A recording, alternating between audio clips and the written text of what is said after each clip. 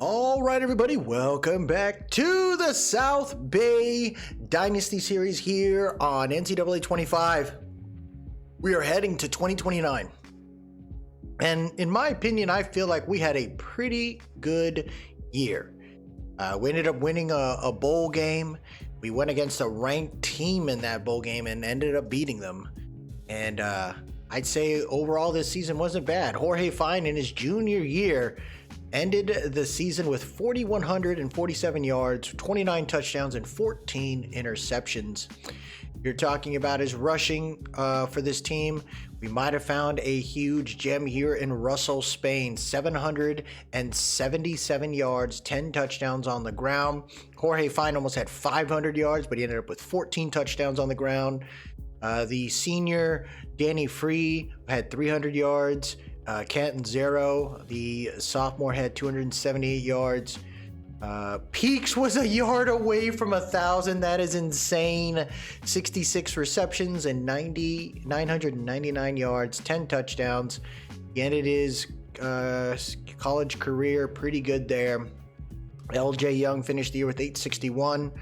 Bell finished with 603. So this is going to be a brand new team. A lot of this, with all these seniors gone, it is going to be quite different heading into this next season. The O-line I thought played pretty well, only giving up a decent amount of sacks there. Dylan Barbary, though, I cannot wait for that guy to leave. He gave up 13 sacks this year, but everybody else kind of held their ground, which I can appreciate. From a defensive standpoint, we saw the middle linebacker KJ Hartley finish his career with 114 yards in his senior year, 13 tackles for loss and 2 sacks. Bawanko, the freshman, though, is looking pretty solid. 110 tackles, 5 tackles for loss and half a sack. You have the sophomore Hugh Pleasance finishing the year with 98 tackles, 2 tackles for loss. And the sack leader, was Demarius Gates, the junior, with 8.5 sacks and 12 tackles for loss as a DT. Couch Smith, he was on a roll and then he got injured. Draymond Gates, will miss him, man. He played pretty well on the outside with 5 sacks and 14 tackles for losses. Decker got hurt early in the year. Unfortunately, I was looking forward to seeing that guy progress. Malachi Samuels, the senior, 16 tackles for loss and 3 sacks. And then look at this, Yaki Nua, looking pretty solid, man. He's gonna be pretty good for us this year. We got some guys. Ben Laney's another one we're gonna miss, man. I thought he played pretty well. 9 picks this year for the senior Sidney Stovall, and it didn't get him drafted, unfortunately. That one kind of hurt. So this is gonna be a fun year. This offseason, I don't know how much more we're going to do. As far as draft results are concerned, we only had one guy get drafted, and that was our right guard, Jermaine Houston. So I'm hoping this upcoming season we'll get a chance to see some really big players on our team getting some huge spotlights. We'll also talk through our schedule and see how we're going to build that one up here. But when you look at this team so far, right, as far as the current prospects, you got to be proud of what we got. We got a 4-star here in Brendan Carter, who's got an impact dev. You got another DT here who's looking pretty good, 6'4", 322 with impact dev. A 4-star guy that we're kind of growing with elite dev, 96 throw power. You give him a year to kind of rest and prep, you'll be ready to roll. Same thing with our 4-star running back there. We picked up a lot of good players that my thoughts are, when we bring in the new QB to take over, he's going to have a ton of good players along the way. So, we're going to work through this right now, kind of see what we got to deal with. We need to sign at least 25 players in this upcoming situation. So we got 19. So we're going to look at this here, kind of judge this right now and see where we stand. When you look at it from a recruiting standpoint, Maldonado looks pretty good, but I'm wondering if we can kind of look at the draft portal real quick and maybe see if we can get something else here. The draft portal's got some pretty good players. It looks like there is a ton of potential options here for us. I am going to look at the left end here in Xavier Matthews out of Rockwall, Texas. Let's see what else we got here. Doesn't look like, I think that's the only one that's within our range here for the portal. Got some other guys here. I don't know how much of an option we're going to get, but I'm sure as heck going to try. Want to look at all these 4-star guys if possible here, and then start looking at some different corners. But we're going to, now that we got that dissected, I want to look at, got a 6'5" guy here. You got a 6 foot in Wiggins. Left tackle 6'7", can potentially grow him. And then I want to look at some other guys here. So maybe some guards. Definitely want to look at some CBs here. So we'll check through it, and then we'll talk through that after this.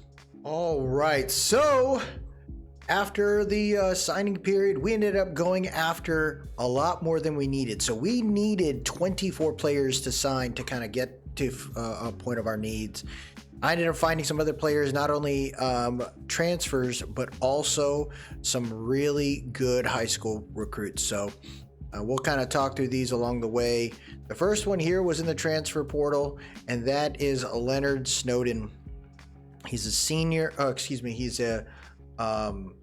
going to be a junior. But what I liked about his abilities here is that he's already got 99 lead block. He's going to really help us out in the interior line and just kind of keep that developing. We went after Xavier Matthews, who I was really excited to bring in. This guy here is going to be a senior. He's got 79 power move already, 88 tackle, 83 speed, so the edge is going to be nice. We went after another end in Delmas. This is another senior that's going to help us out. He's got DL rally. I found a DT that I was really fond of, 6'2", 316 in Nick Marciano. This guy's got all the abilities there with impact dev. He is going to be a junior coming in, so I'm kind of pumped about that. We found a corner that I like, 95 speed, 89 acceleration, 88 change of direction. He's 6 foot 195. He's a jammer, so he can play that press at certain times when we need it. And he's got elite dev. He will be a sophomore coming in. We found another sophomore corner here in Mr. Jerry Charbonnet, 6 foot 175. 94 speed, 77 man coverage with 89 acceleration. This guy could really help fill a lot of the gaps that we're going to be missing now in the corner spot. I looked at an outside linebacker here in Matthew Jennings. He has star dev, 88 play rec. I think we're going to have a chance to see some really good pass coverage linebackers this year. And at 6'4", 244, and only a sophomore coming in, it's going to be really fun. We looked at Jalen Godshow, a left tackle here. This guy's 6'7", 283. He is going to be a junior coming in, so the hope is he'll be ready to roll next season. But we may need to put him in there. You never know. I found a 4-star that I was really fond of in Brendan Carter, 6'2", 206. Impact dev there. Big spec catch ability. Releases an 84. He hopefully could replace the much needed opportunity that we have now with CJ Peaks and LJ Young gone. I found a 4-star quarterback that I'm really excited for when he is ready to roll. He's got elite dev trait. You're talking about a guy with 96 throw power. He's got 80s on the accuracy across the board, except for the deep pass, which he'll develop. He can throw on the run. He's not the fastest guy, but the goal here is, it's a different kind of look. He'll be a pocket passer somewhat. Another 4-star here with impact dev is a defensive tackle that I'm really excited about. 6'4", 322. When he's ready to roll, it's going to be fun. We found a 4-star running back here at a high school, Matthew Irvin, 6 foot 206. Speed's there. He's got all these mental abilities there. Only norm dev, but we'll be able to work through that. We found a right tackle out of high school here, man. 6'6", 291. He's got pocket shield, PA shield, impact dev. And he's a gem. It's going to be fun. We found Steve Matlock at a high school as well. He's more of a big dog, 6'2", 230. So I brought him in mainly to be that piece that we're going to use when next season when Spain is going to have to come out, because we don't have a Danny Free running back anymore, and I needed a bull, and this guy looks like he could be it. We found a left tackle at a high school, 6'7", 333. Again, this is about developing that O-line, getting it right. You got Cameron Elmore, 6'4", 187. Again, it's an opportunity to develop this guy. another corner here in Ramsey. You're talking 5'11", 203 pounds. This guy has 90 speed, 93 change of direction, 84 like this is all going to develop. Found a right guard that I think can be ready to go down the road, 6'2", 314, and Robbie McGrath. We found a left guard in Corbin Dixon, 6'1", 301, with only Norm Dev. We got Eric Cohn, who is a defensive tackle, 6'1", 329 pounds. This guy is just a freaking ball, dude. Ready to wreck things up. Mike Hollister, 6'5", 277, defensive end. It's going to take some time for him to develop, but we'll see what happens there. You're looking at Frank Ijalana here. He's an athlete, and he's got 78 power move. So he's going to be interesting to work through the defensive line. Another halfback that I wanted to develop there. We got Thomas Silva, another halfback that I'm hoping is ready to roll, 5'9", 220, another big kind of guy. I'm hoping can kind of change it up there. Beryl Parham, 6'1", 325 defensive tackle. Again, we're trying to find guys in the trenches. Then I wanted to find a different type of tight end here. And Gideon Aliotti is a guy that I think could do some things for us. 81 speed, 84 acceleration, a difference maker at the tight end role. You got Jamerson Brown, 6'3", 243, outside linebacker. These are guys that we can truly develop. This free safety was in the transfer portal. Or he wasn't a transfer. He was available during the transfer portal spot, and as soon as I gave him a scholarship, he accepted immediately. So I'm hoping he's ready to kind of work through it with us. Nick Costanzo here, 6', 203. The dude is freaking shifty, and I'm hoping he can work out. And then we found this other athlete here who's a wide receiver, 6'2", 254. I think he's more of a tight end, so hoping RJ Joyce ends up working out for us there. So I'd say when it comes down to it, like, we drafted pretty well. We were not the top class, of course, and that's okay, and that's to be expected. But when you look at this and you see where we're at, right, it's like they got us with a huge passing, like our playing style is really working out. We got a good group, man, and I believe it. I believe our guys are going to really change the landscape here in college football. Now, we are in the Mountain West, right? And this is the way I look at it right here. Look at this. We outpaced our entire conference by a ton. We found 8 4-stars, 22 3-stars. We didn't even go after the other ones. So we want to win it, man. We want to be the dogs out there. We want to let y'all know that we are all about it. Now, all these other schools that are well above us, it's to be expected. But when you see us at number 28 in the national top classes team, that's telling you, like, we can do it. Now, you got guys like Kentucky. This is the shocker right here. Check this out. Kentucky grabbed 6 5-stars, 8 4-stars. That is an incredible freaking year. So Kentucky could be that freak that we got to worry about. Maybe we go against them in this upcoming season, see what they got. You got Texas A&M right behind them. A couple other guys with 5 stars. The most 4 stars picked up, was Auburn, 31. Oh my gosh. They went crazy, followed by Florida with 23, Georgia with 21, and Penn State with 20. The most 3 stars, we were up there, top 4. UCLA and Washington with 23, and Tulane with 22, along with NC State. So we were snagging the middle of the ground kind of guys, and I'm looking forward to that. And then you got the other players who got the most 1 stars. It was New Mexico. So I believe our guys have a good group. Like I said, we ended up grabbing more than we probably needed to, but I'm looking forward to this. I'm going to go knock out the position changes and stuff. That's not really that significant. And then we'll head into the next stage. So now that we changed the positions here, let's check to see if the training results brought in some nice positive changes here. Look at Jorge Fine. He's an 84 overall freaking QB now. The guy has progressed into something special. He maxed out everything except power, which I think he's going to be fine. His mentals are there, road dog, clear-headed, and team player, and then his physicals are ridiculous with magician. So you know this guy can do some greatness. I'm hoping for Jorge Fine to really knock it out of the park. Price is growing right behind him. He'll be ready his junior year next season to take the next step. Look at this though, Bobby Hamrick. I think we're gonna redshirt him, give him an opportunity to to just kind of be prepared and be ready to roll. Bokert's, he's developing, but I don't know if he's ever going to take it over because I think it's going to be Price and then Hamrick for sure. From a halfback situation, Spain moved up. Oh my gosh. Russell Spain is moving up to an 88 overall as a junior. He has boosted everything. He can get his power and his IQ going down the road, but this guy is a freak of nature. I am hoping to get this guy a very, very good freaking season, man. I want him to pop off. He was so close last year. You got Catanzaro here, another junior.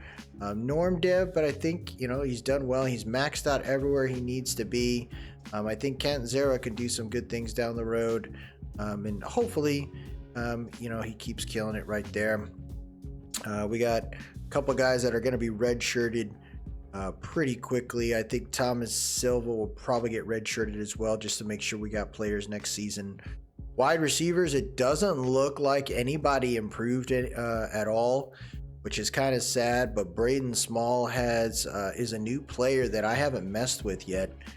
Number 12 played a lot in the slot, but he's going to have to step up and ball out. Kukas is probably going to also play on the outside, and we got to see what we're going to do with this. But we got a lot of big targets, all physical big targets there for our quarterback, and we're going to run a 5 wide receiver set. We're going to probably go a little more heavier.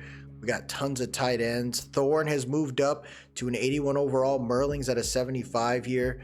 Merling not moving up a little bit is kind of surprising to me. But you look at Jeremiah Thorne. He looks like he is pumped and ready to take the next step. Rooks has moved up. So we got some tight ends. I'm looking forward to doing that. Left tackle, Enrique Joy is going to be our new left tackle here. I hope he can do it. He's got really good blocking capabilities, but his awareness is a little low, and that kind of worries me. But we don't have really anything on that left tackle spot. You got Hogue, though. Look at this, man. This senior is an 87 overall now. Amari Hogue was a 1-star coming out of school, and he's developed into a very good player. So I'm looking forward to seeing him step up. If anything, if he kind of doesn't do so well, it'll be a chance to see some of these younger O-linemen take a shot. And Miles Scroggins, who we moved over from center to left guard, we're going to see him pop off. You got Hitchcock here playing with an 87 overall, but we did bring in Snowden here. The hope is that, I'll kind of see how these guys play, and hopefully they end up doing something here, because if anything, what I could do is I could move Hitchcock to left guard or Snowden to left guard, which I think could really shake things up here.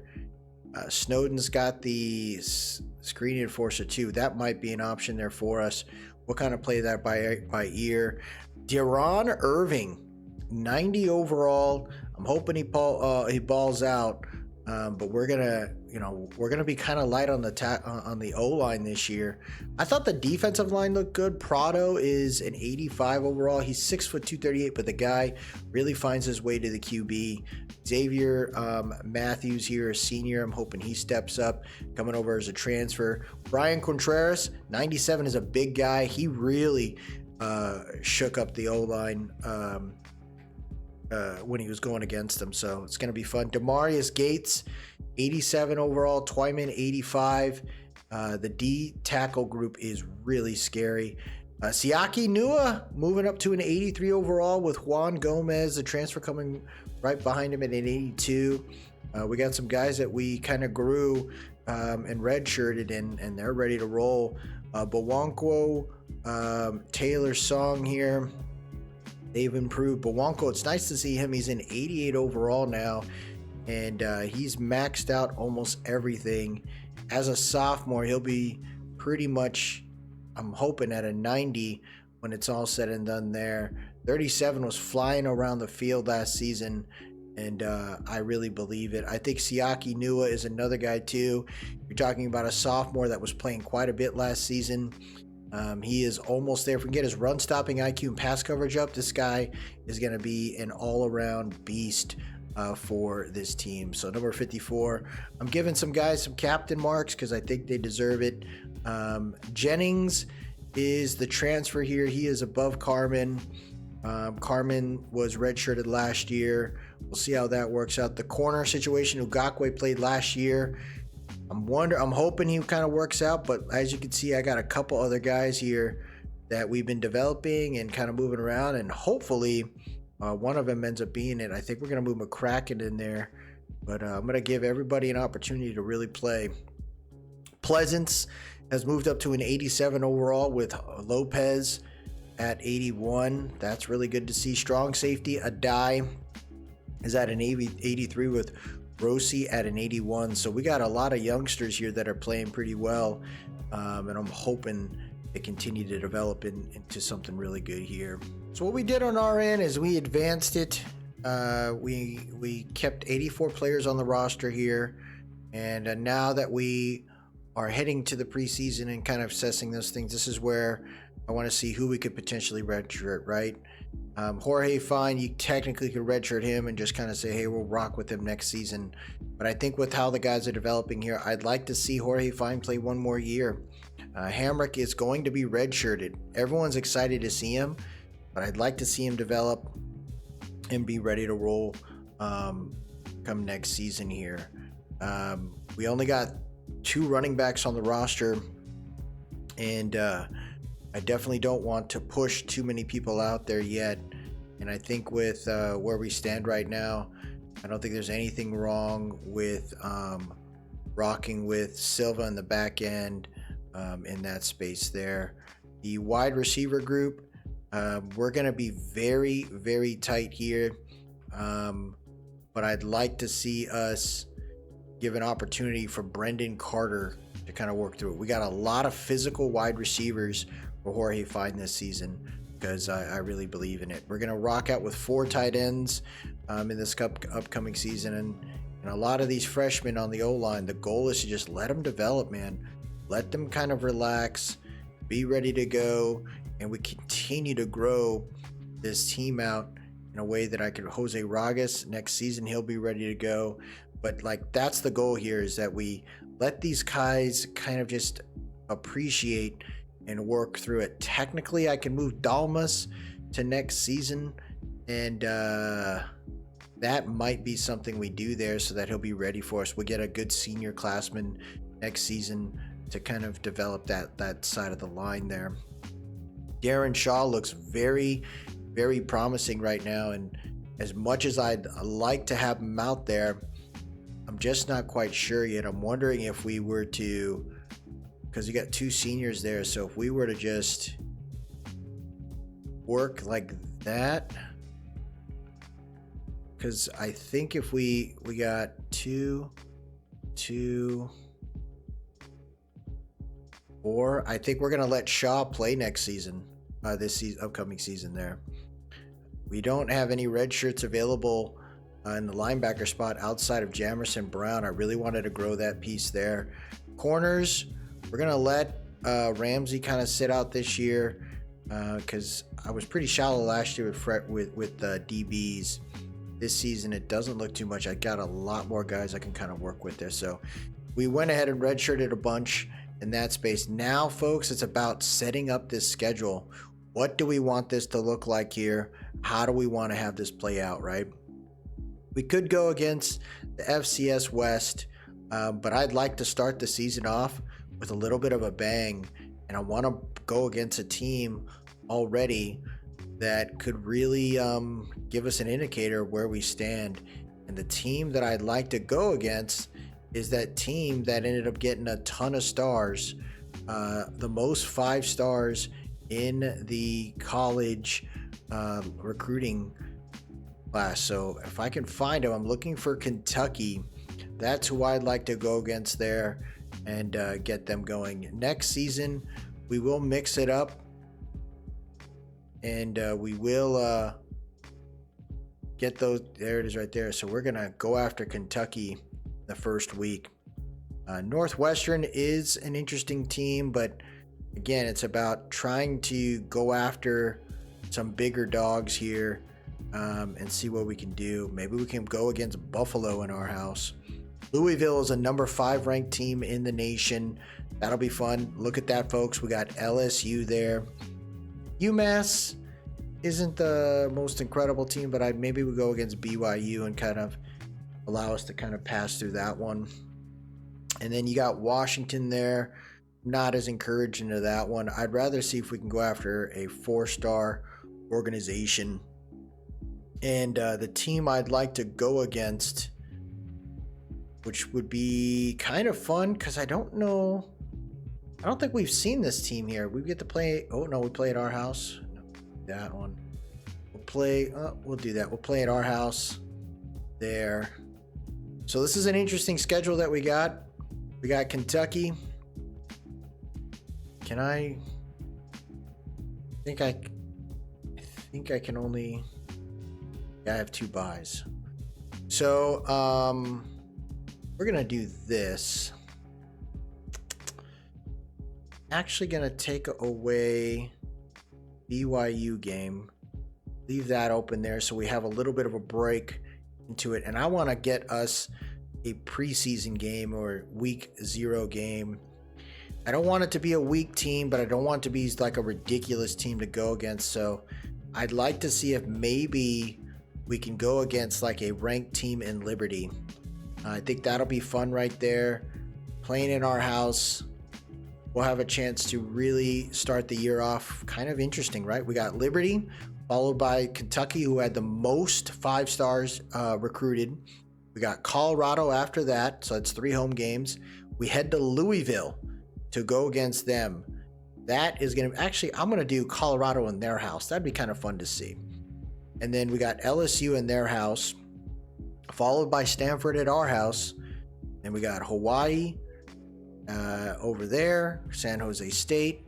We get UNLV, New Mexico. We get Wyoming and Air Force at the end. So last year we won the Mountain West Championship with no concerns. I think this season, if we win it again, then we can move on and maybe do what we did what we did in the Aztec series, where we moved everybody out of independence. So you got to go pick a freaking conference. So I'm looking forward to that, and we'll jump into. We'll end the episode at that screen. So this is where we will leave it, folks. The first game of the season for the Southbay Sparrows will be at our house against Liberty University. Our team is looking freaking good. You know, we're going to be going after some of these teams that I feel like we have a shot and opportunity for. And, you know, we're not going to be listed as a top 25 team. It is what it is there. But I really believe that we're starting to grow a program here that is going to start creating ripples into the landscape here. We're not going to be listed as a current guy as well, and I get that, but I know that we got the right crew, man. I believe it. The